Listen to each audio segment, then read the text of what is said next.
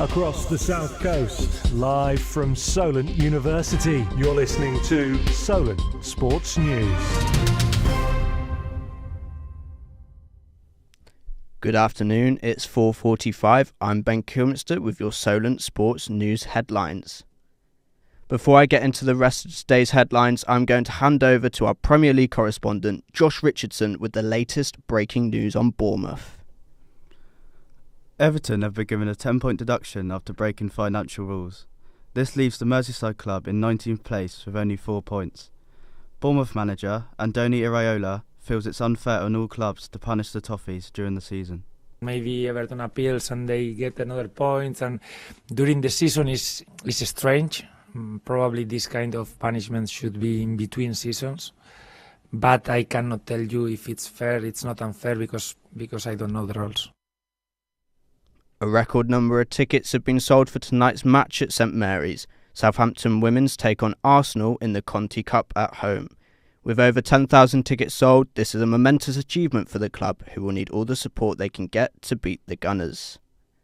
Nottingham Forest will be without forward Teo Awoniyi for months after a groin injury. The 26-year-old suffered the problem while on international duty with Nigeria. Awoniyi has scored 4 goals in 10 Premier League games this season. Here's what the Forest manager Steve Cooper had to say about the injury.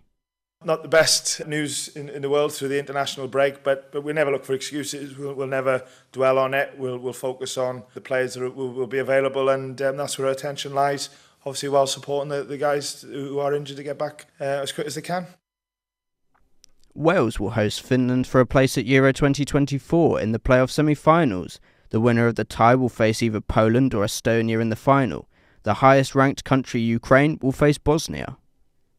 Great British tennis is falling apart. Andy Murray and Dan Evans have left the Davis Cup due to injury. They have been replaced by Joe Salisbury and Liam Brody ahead of today's game. They are facing Novak Djokovic, Serbia, in the semi-final clash. Despite the injuries, Great Britain captain Liam Smith says the British tennis is in a strong place. Wind the clock back, if we'd had a couple of withdrawals 5-10 years ago when it looked like that, it's credit to all these guys that are playing at such a high level. And the upside to it as well is everyone knows where they stand. You know, there's no ambiguity around who might play or waiting, tapping the shoulder for me to say that you're in, you're not in. Luck wasn't with the Republic of Ireland manager today. The Football Association of Ireland have announced that they will not renew manager Stephen Kenny's contract. He will leave at the end of the 2024 Euro qualifiers. Ireland have failed to qualify, losing 6 of their last 8 games. It is currently unknown who will replace the 52-year-old yet. Ex-boxing champion Tony Bellew is set to head into the I'm a Celebrity jungle tonight. However, his time there could be cut short as he will be heading home on the 15th of December to attend his grandmother's funeral. It is currently unknown whether he'll be heading back to Australia afterwards. Today is Thanksgiving in America. As tradition, the NFL is throwing out some top games to celebrate. The Cinderella story of the year, Detroit Lions take on the Green Bay Packers. The Dallas Cowboys face division rivals the Washington Commanders, and the Seattle Seahawks host the San Francisco 49ers for a huge matchup. All Elite Wrestling started their inaugural Continental Classic tournament. The opening Gold League matches saw Swerve Strickland defeat Jay Lethal. Bullet Club Gold Jay White cheated to defeat Rush, and former world champion John Moxley defeated Mark Briscoe in a bloody main event.